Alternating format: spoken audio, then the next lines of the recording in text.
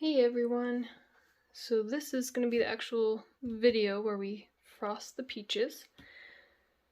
I'm only going to show you how to frost just one of each, but you can do this multiple times. So I could mix up my colors, frost this one, immediately peel this up and move over, frost another one, peel it up. You know, you could probably fit 4 on this sheet.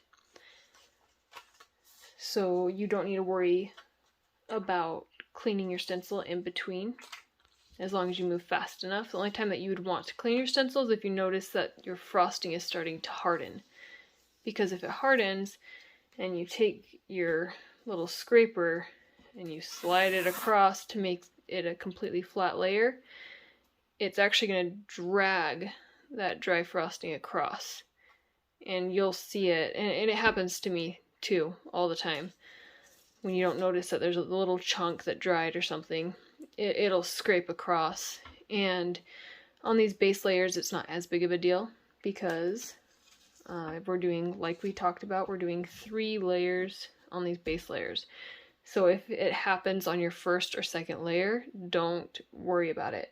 Just leave it. It's not worth the struggle of trying to get a perfect layer every time. Once you get to your 3rd layer, that's when you want to make sure that you have a nice smooth finish, because that's what people are going to see. But even then, let me move this a little bit closer so you might be able to see a little bit better. But even then, something I do is I always look at what the next layer is going to cover. So in this case, with this peach, you're going to do your base layer, but the next layer is going to pretty much cover the whole thing, except for where the leaves go. But even then, the leaves are going to paste right in there and cover that whole thing up, so that truly doesn't matter. The only thing you have to worry about is this tiny, tiny little spot right here that shows through.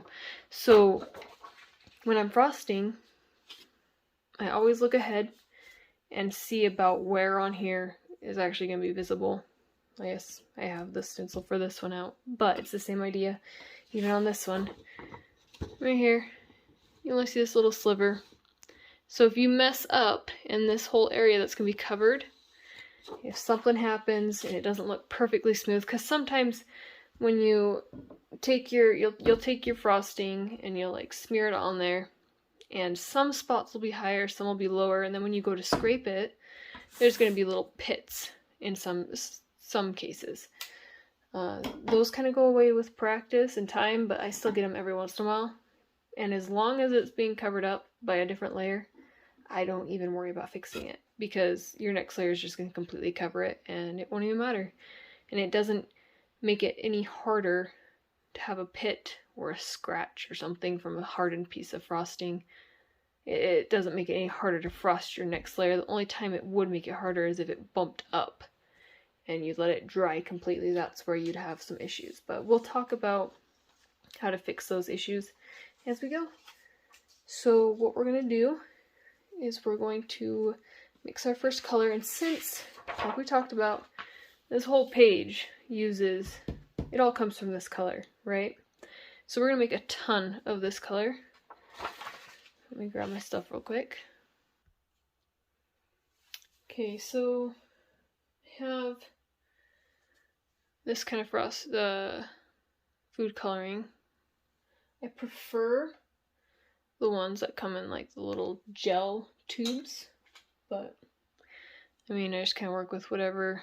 Like if I'm only out of one color, sometimes I'll just run and just grab one of these real quick, because it's just quicker just to grab the one, you know, not having to worry about half of my tub over there are like duplicate colors of not very commonly used colors, and so sometimes just grabbing one of these is better, because I've got a whole bunch of the other colors that I rarely use. So I have these, but I also have the tubes.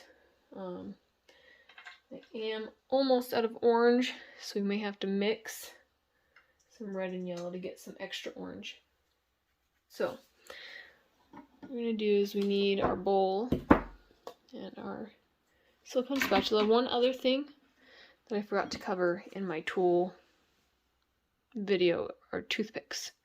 So I really like to have a toothpick on hand because there are sometimes where you'll have like a random mistake where the stencil lifts up or the frosting pushes under somewhere it's not supposed to, and all you have to do is just take your toothpick and just scrape it off, pretty much, because all the other layers, if you do this correctly, the previous layer should be completely dry before putting the next layer on, so you can easily scrape off any mistakes that you have without messing up anything previous. So, like I said, we're going to grab a ton of frosting. So you'll get used to, and I don't always get it perfect either, even after doing this for 5 years. I don't always get it perfect, but I like to look at my stencils and kind of get an idea. As you become more experienced, it'll be easier to get an idea of how much frosting you actually need. It's a little bit harder when when the whole set of stencils uses the same color, because it's a little bit harder to eyeball it to figure out how much you need. But just remember that you will be adding white as you go, so it's just something you learn as you go.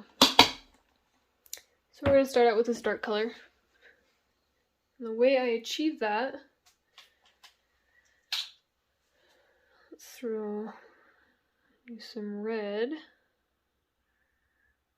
I just take my toothpick. I find that's the easiest way. If anybody has an easier way, let me know. I'm open to any suggestions if you guys have quicker ways of doing these things. So I put some red in there. And a tiny bit of brown. So when you're trying to darken a color, you do not want to just jump right to black, because black does not necessarily darken a color, it more grays a color. And you don't necessarily want that, especially with a very vibrant peach. You don't want it to be gray. So if you want to have the same color, but just a deeper color, you should throw a little bit of brown in there. And that actually will give you a deeper, richer color. So I'm going to see if I have any orange left, because I did not. This is one of the things that I just overlooked before doing this tutorial. Oh, there's some orange. So that might be enough to get by. So as you can see, if you look at this sheet, I have my red, I have my orange, and I have a tiny bit of brown. And I always add just, a dot of brown so that I don't over darken any of my colors. Because it's easier to slowly add brown than it is to have to add a ton of white frosting to get it light enough to try and darken it again. This is where we know that we can add a little bit more red, because if you look at this color, you can see quite a bit of red in it.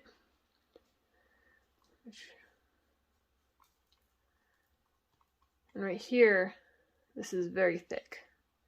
You can kind of, pick it up and it's stuck. It's not going anywhere. You'd have to like bang this on the bowl to get it to even fall off.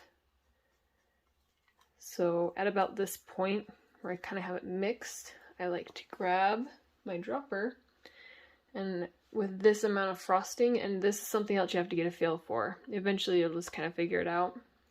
Trial and error. I'd suggest that you guys start with like 1 drop, mix it, kind of get a feel for how much 1 drop makes, how much it changes the consistency, and then add another drop. So for this one, I would probably add 3 drops for this amount of frosting. And that would probably, and you have to also remember that you are adding a lot of food coloring to get this very deep color. So you do not want to add too much water in the beginning stages, because the food coloring will act similar to how the water does. It will thin your frosting. So you just have to remember that as you're mixing. Okay, so this is a very light orange. So we want to add quite a bit more red.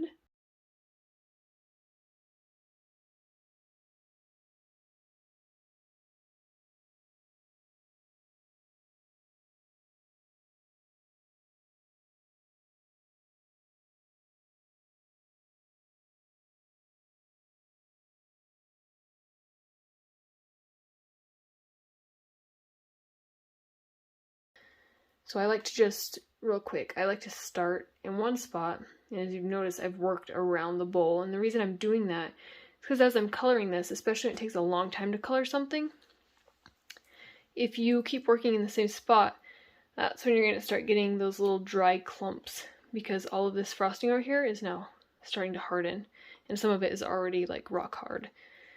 So as you're scraping, you know, to mix your frosting, if you start knocking those little hard pieces off, then that's when you're going to get those chunks in your frosting. So if you look over here, it's a little bit on the bright orange side. So I'm going to add a hair bit more of brown and red only. And that should do the trick. And you do not have to spend all your time trying to match your colors to the picture. Because the only person that will know that you didn't match is you. Your customer's not going to know. They're not going to look at your original image that you showed them or your previous cookies and sit there and nitpick that you're a shade too light or a little bit too orange, not red enough, you know, and especially with something that is like a fruit, you know, every peach is going to be different. So if this peach turns out a little bit more on the red side and the next order you do that has peaches turns out more orange, it's just nobody's gonna care. So don't spend a ton of time trying to get colors exact like that. I am gonna say that is close enough. It's a very nice dark orangish red. Doesn't match exactly. I could add a little bit more brown to achieve that color, but I'm just gonna go with this one so that we can move on and talk about consistency. So actually, before I add that, let me show this to you. So remember at the beginning it was like, and it should still be because I did not add very much water. Yeah, it's like not even budging. So it's just sitting there. So what I'm going to do, I'm going to show you, because for this I would probably add like 5 drops, but I'm just going to add 3 more drops like I did earlier. And we're going to look at the consistency again. And what we're going for, we want it to kind of be like toothpaste. Not too runny, not too thick. As you're mixing it, what I like to do, I like to look at it, and you see how it's kind of shiny where I just dropped the water. If you mix it really good and then leave it to sit, you know, and it gets super shiny, like all the water is starting to seep out, you know you have it way too runny, because you do not want it to become immediately runny, because that will slide underneath your stencil. You're going to have all sorts of problems, and it's going to take forever to dry. So what you want is for when it stops to sit, like right now, it's not getting little puddles of water, but it's still too thick. It's not, I mean, it should not be holding its shape completely when you shake your, it shouldn't drain off your spatula, but it should move a bit. So I'm going to add 3 more drops because it's so close. And you'll once again feel about when it's the right consistency over time. You'll get used to it. What works for you and what works for me might not work for you, so if you find a way that works better for you, go for it. So, not quite. So, let's see, 3 more, maybe 4, 5. I'm gonna go with 5 because we weren't quite there. So normally I would have just done like a whole squirt in this because I just kind of know, I don't count my drops anymore necessarily. I just kind of squirt what I know will work and go for it. Okay, so that's looking a lot smoother. You see how it's kind of spreading a lot easier. So if you get a chunk, you shake it. You see how it shifted down? Let's try that again. So you start, and it almost fell off the spatula. So that's kind of about where you want it.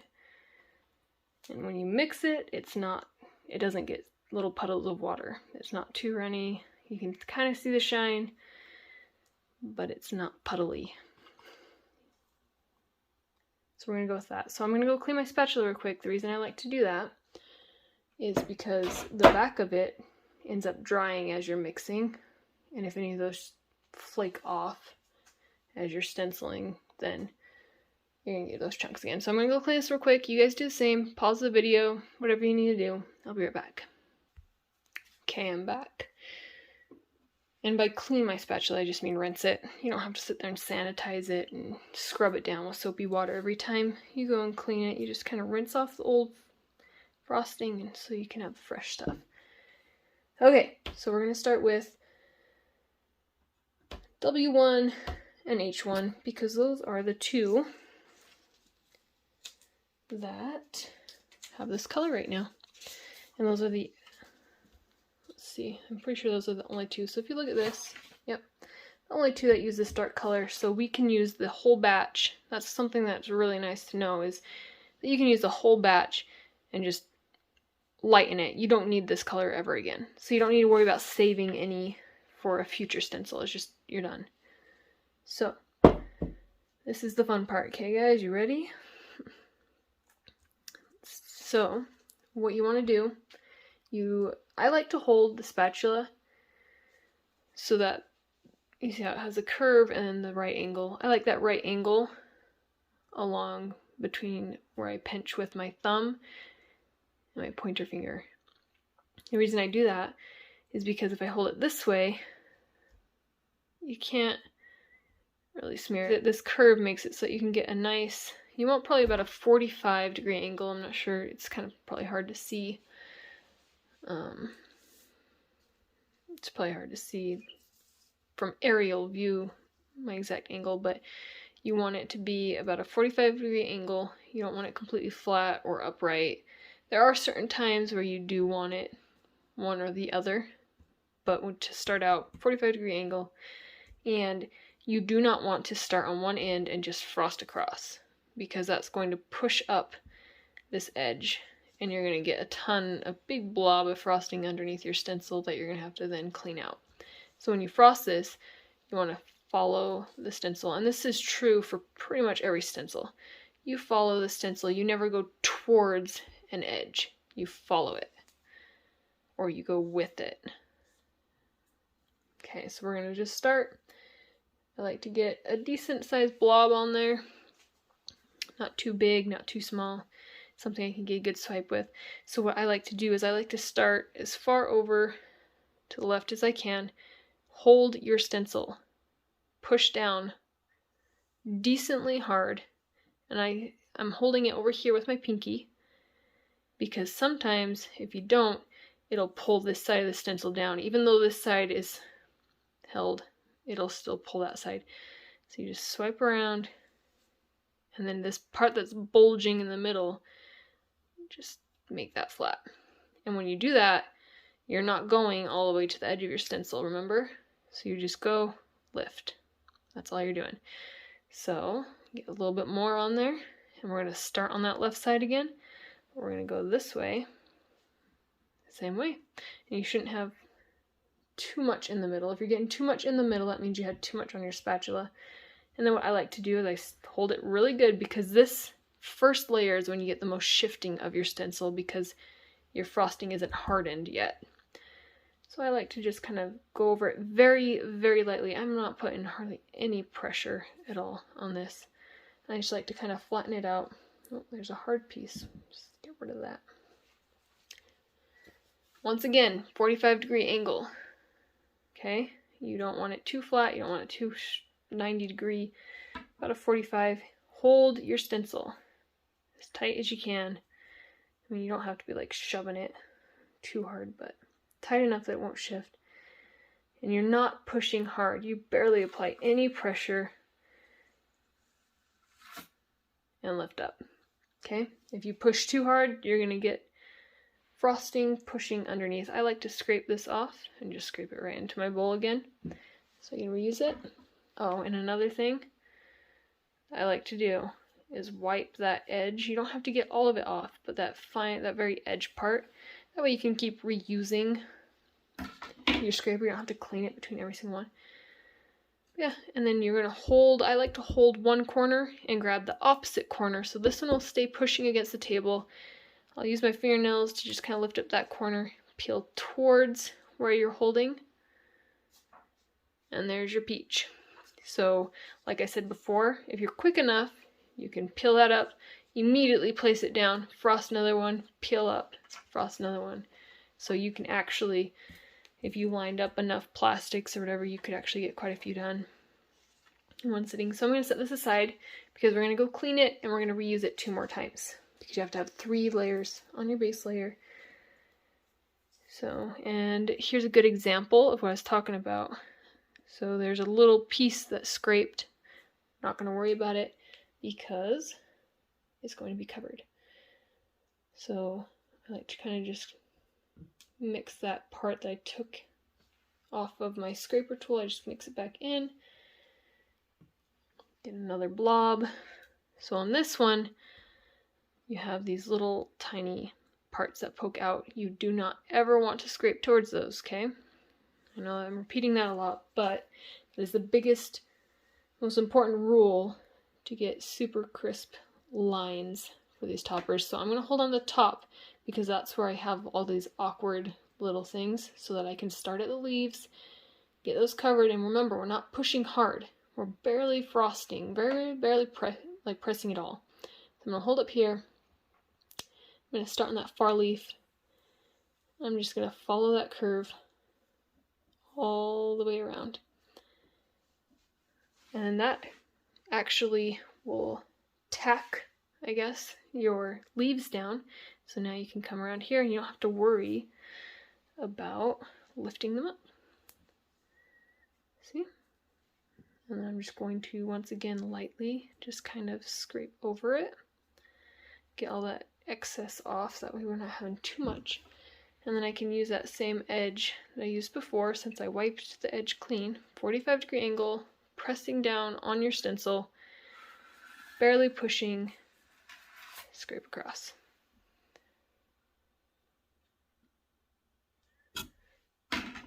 And then you hold in one corner, you push down, the next corner you peel from, and you pull towards where you're holding. That keeps your stencil from shifting and scraping up your really nice edges. I'm going to set that over here. So for this, I got myself a nice big piece of saran wrap. And since we have to wait for these layers to dry completely, I am just going to transfer all of this into my saran wrap because we're going to move on and get our pit and our leaves started. We have to mix our colors for those. So by the time we get our pit and our leaves mixed and frosted, these layers should be dry enough.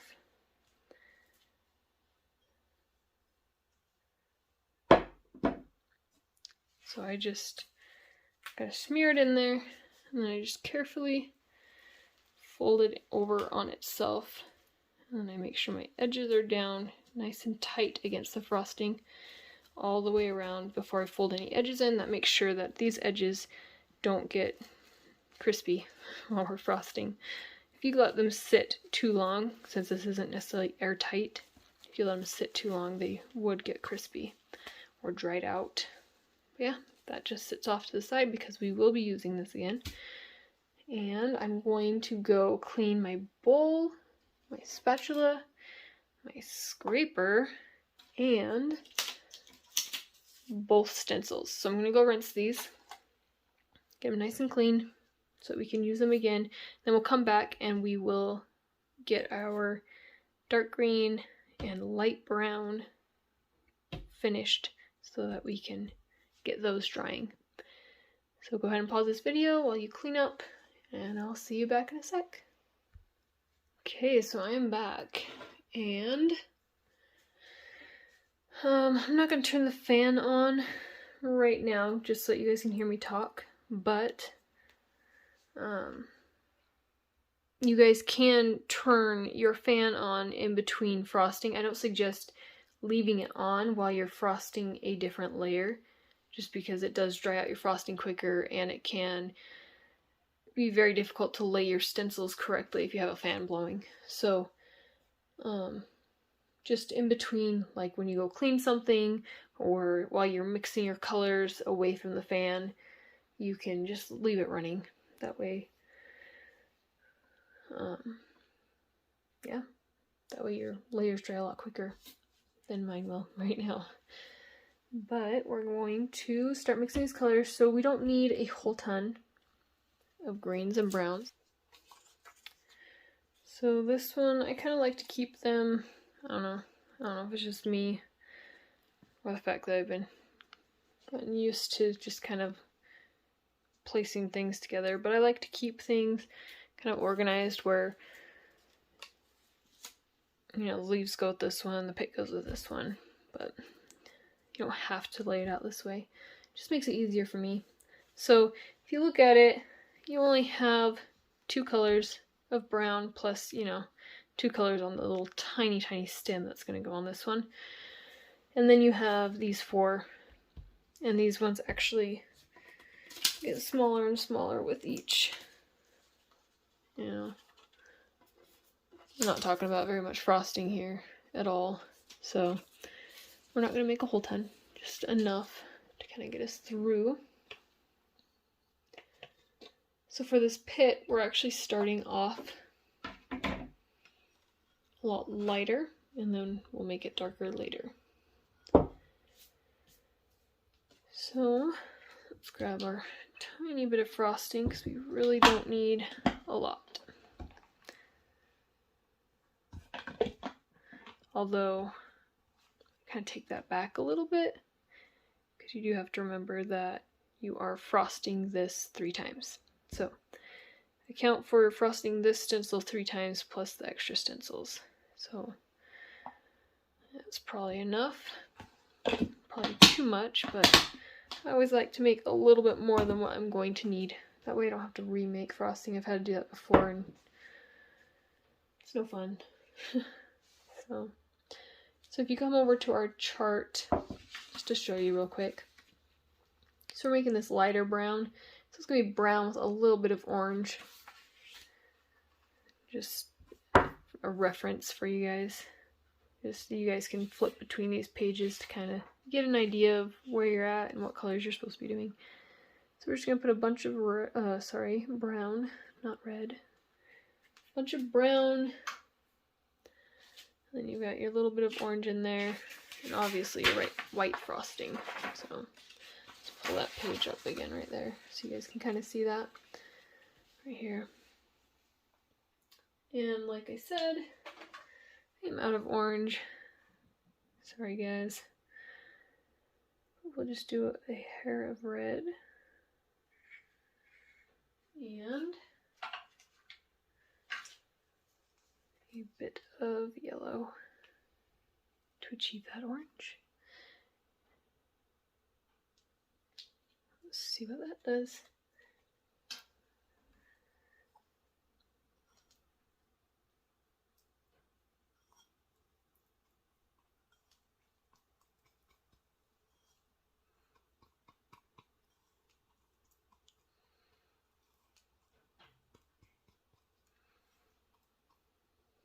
I would say that's so odd because my camera Makes the colors look different than what I'm seeing off the camera.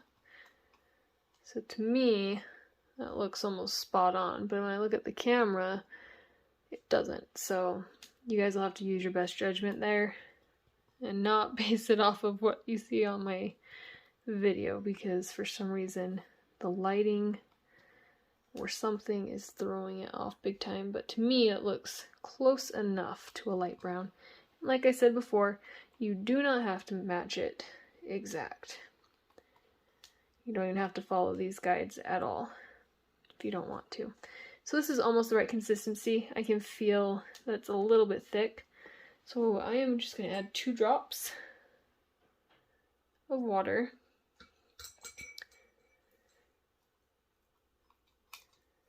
And that is about perfect right there. It just gets easier to smooth around, or I guess smear around.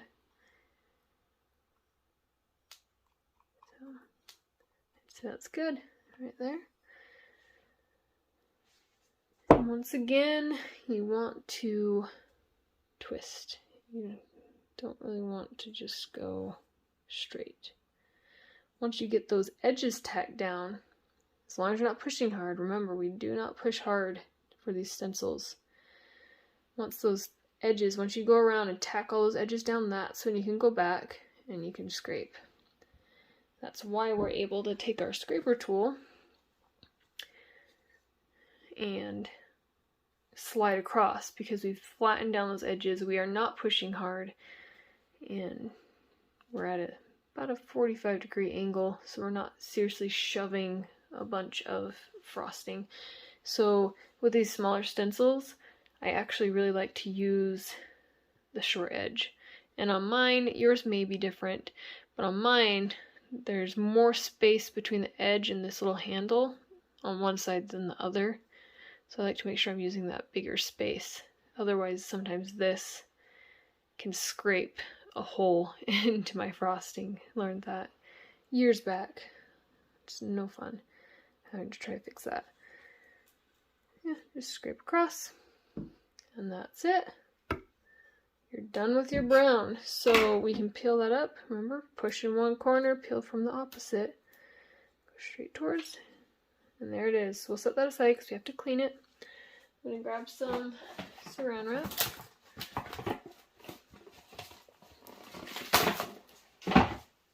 This one you don't need nearly as much, obviously, but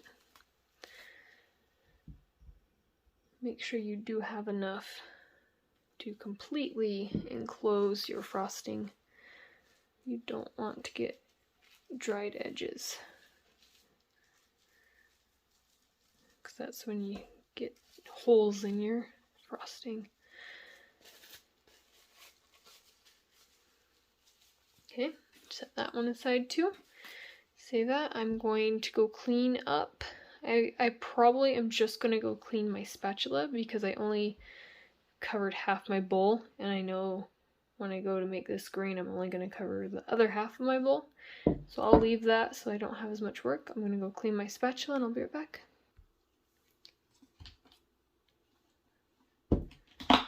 Alright, so I will probably grab a similar amount of frosting for our green, just because we don't have very much of that either. And as you can tell, by now these are fairly dry. They're dry to the touch. I wouldn't push on them because you can make little holes, little divots if you do that. And it's our base layer, so you could frost over it, but I wouldn't suggest pushing on them too hard yet. Okay, so for this one, we're looking at green, blue, yellow, and brown. So what I like to do is I put my green in just to kind of get the green color started. And once again, the primary colors, blue and yellow, make green. But instead of using just regular blue, I'll use the dark blue. So we have our dark blue tube instead of our lighter blue. So this will achieve a lot darker of a green, and then that brown will deepen it even more. So that's why I have it laid out like that. It's not just your regular blue, it's your dark blue. So I'm gonna put some green in there to start. That gets our green color going.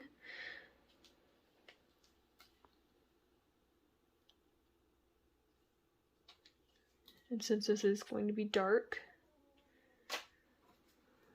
I want a decent amount of green.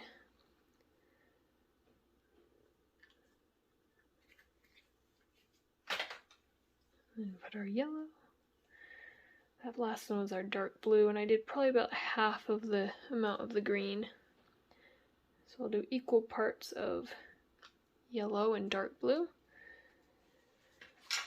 And then probably half the size of this dark blue or yellow. So just like a blob, a little tiny dot. Let's mix it and see what we get.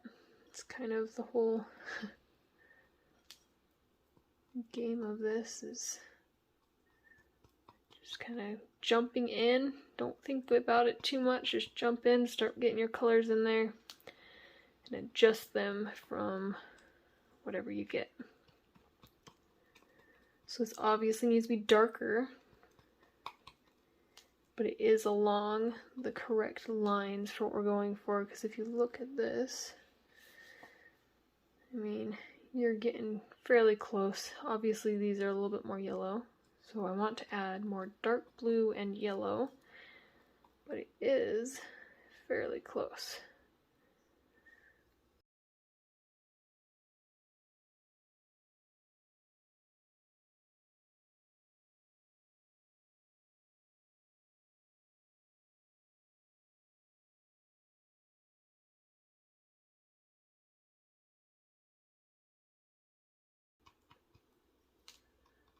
Okay, I'm really liking that color. It's fairly close.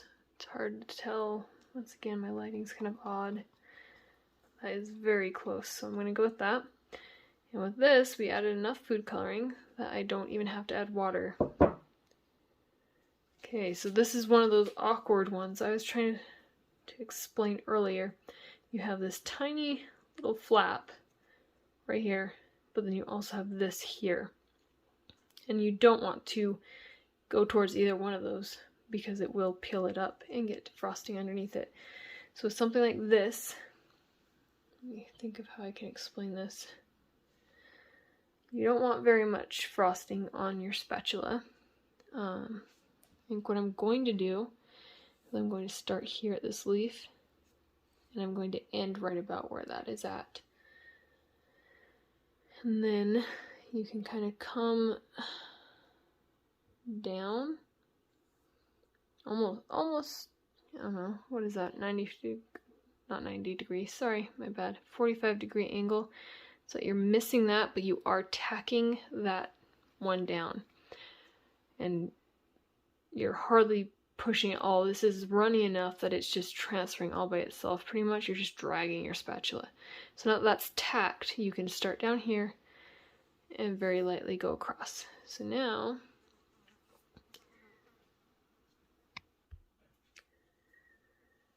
that you have that done, remember the smaller piece of plastic was on this end and your thicker one was on that end. So I always pull across, starting where going with the thinner strip, because it's the thicker one is less likely to peel up in any way. And again, we're not pushing hard, but the thinner pieces of plastic can sometimes pull up odd and mess up a little bit. So just to avoid that. The same with peeling up your stencil. You want to peel with the smaller piece. You don't want to peel towards it because it'll pop up weird, and sometimes that can mess up your stencils. So there's your leaves. Just save this green so we can stencil again. So this video is quite long because I I've been talking a lot through it. So I think I will end this video here. I can show you real quick before I end the video kind of how to frost the next layer on. And then I think I'll just leave it to you guys to finish up your bases, and then you can move on to the next video. That way we have more of a series of videos instead of just like a 3-hour long video. That way you guys can watch them when you have time and kind of work on these as you go. So I'll go clean this up real quick. I'll show you how to throw on the second layer because these ones are completely dry now. Like I can tap on them and they're not denting at all. So these are definitely ready because there is something I want to mention for doing the next layers. So I'll go clean this and then we'll frost that next layer, and I think I'll end that video after that.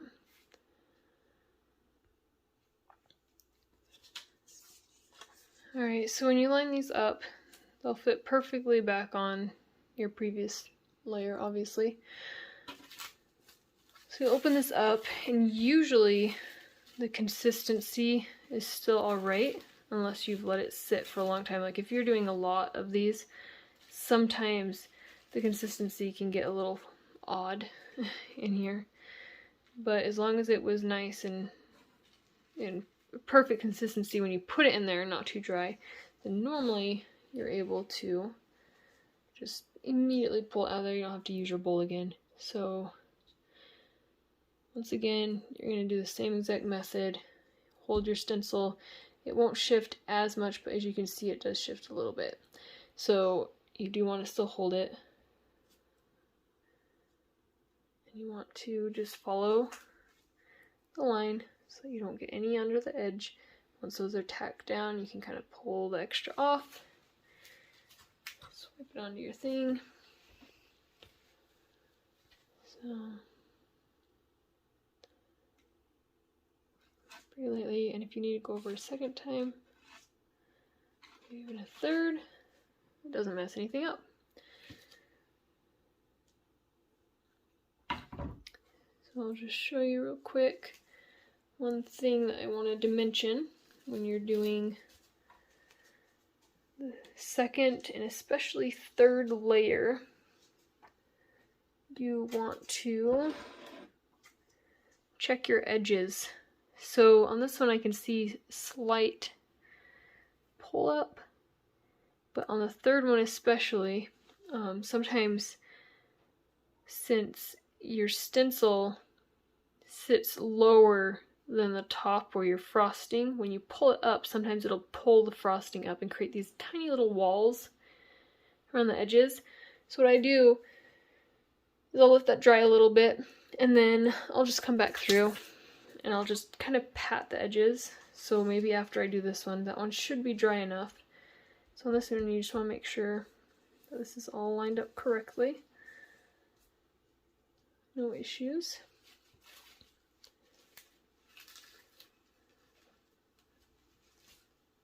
And once again, oh, I bumped it. Let's move it back.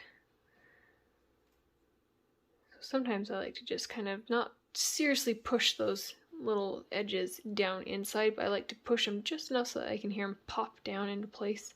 Kind of holds them a little bit better. So on this one, remember we hold at the top, and then just follow those leaves down and around.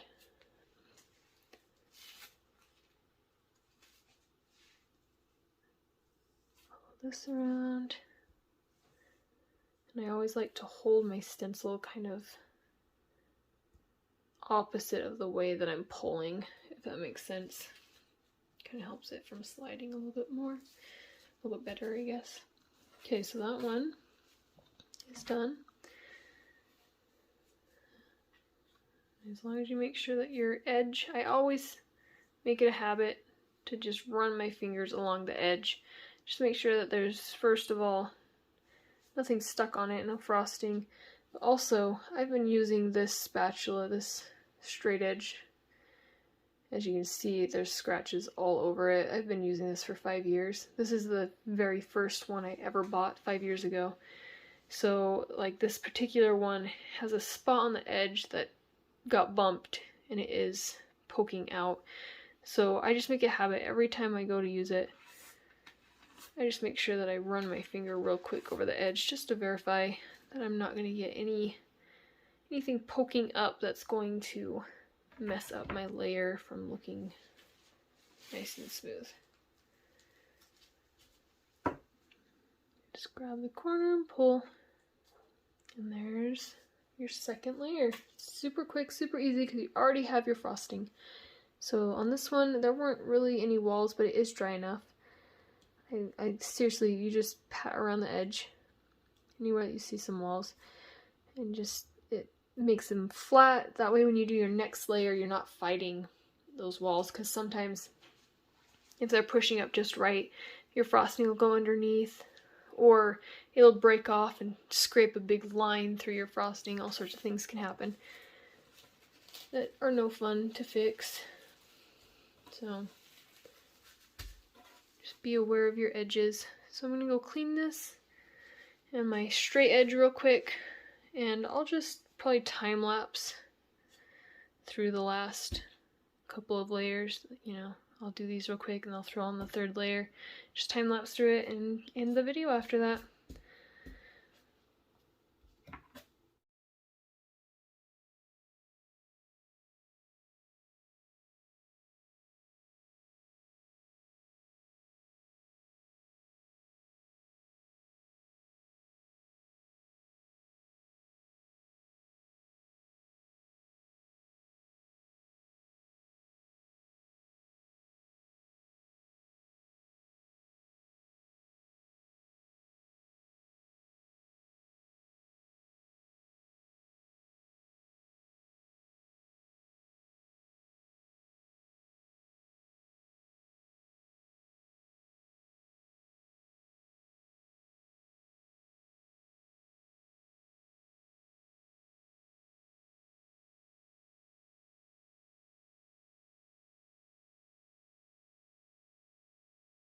I'd probably let them sit 5-10 minutes before moving on to the next video.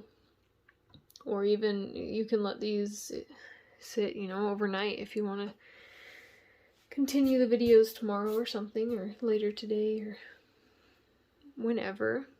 But I'll leave this one here. Thanks for watching.